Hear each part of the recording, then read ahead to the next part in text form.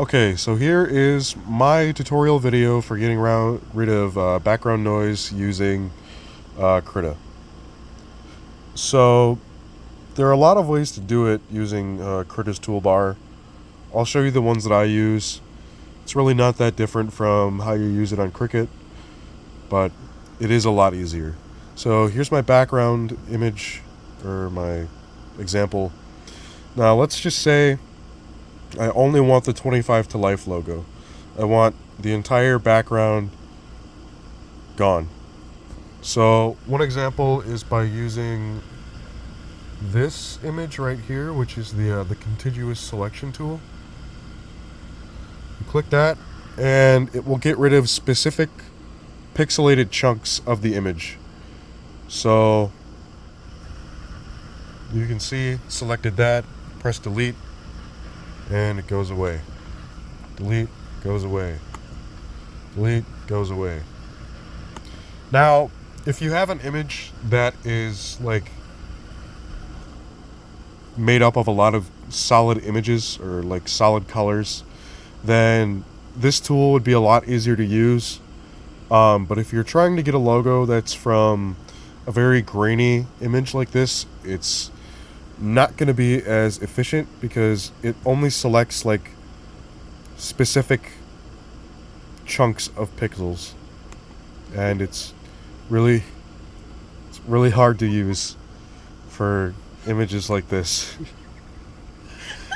But for chunks, it's pretty good. Takes out a lot if you're using if you want to be more specific with how you do it, I guess. Another one that's probably a lot easier to use is the similar color selection tool. So this one's a lot more broad in what it chooses.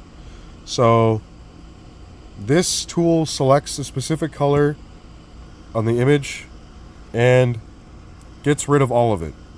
So as you can see with what just happened there, it selected like this grainy kind of yellow floor pattern, detected it in the walls of the prison art, and then just got rid of it.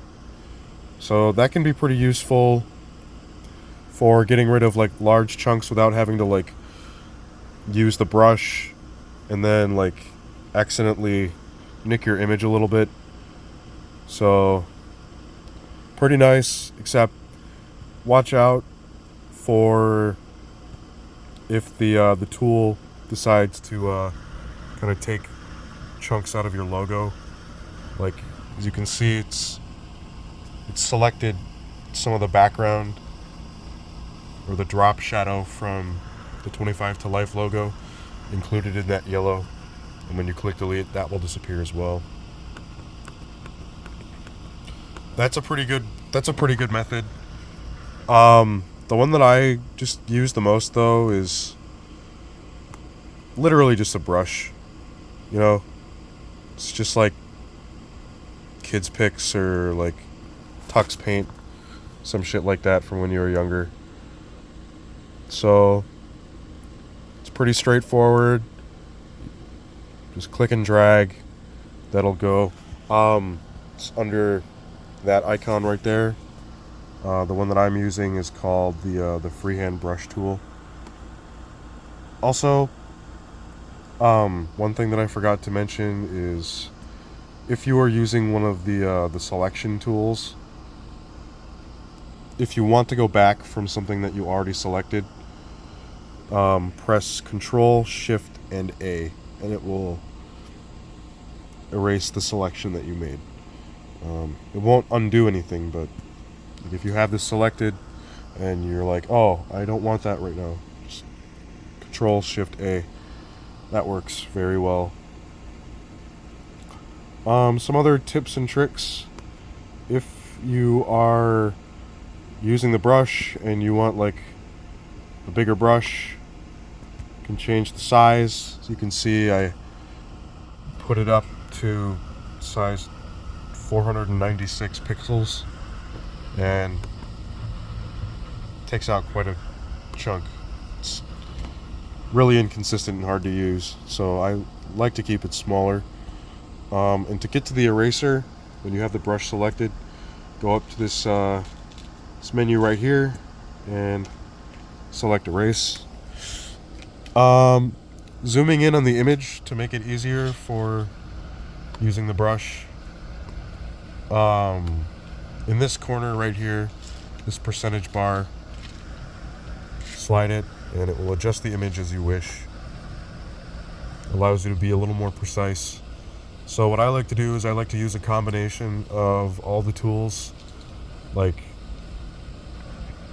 there are a lot of other ones too, like you can click and drag a square, select it, take out a chunk like that. But typically what I do on like less detailed stuff is I would use the similar color selection tool, just because it's like a lot more consistent with images like here. With images like this one. Like this one, this is a pretty good example of what to use the similar color selection tool, because it basically just like does everything for you. So when you click it, the image, you won't have the background. So theoretically speaking, if you want the public execution logo and you want to print it on white vinyl onto black fabric, then that would look pretty good using the similar color tool. Works pretty well for that.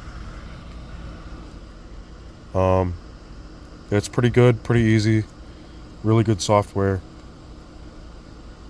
Yeah, that's pretty much it.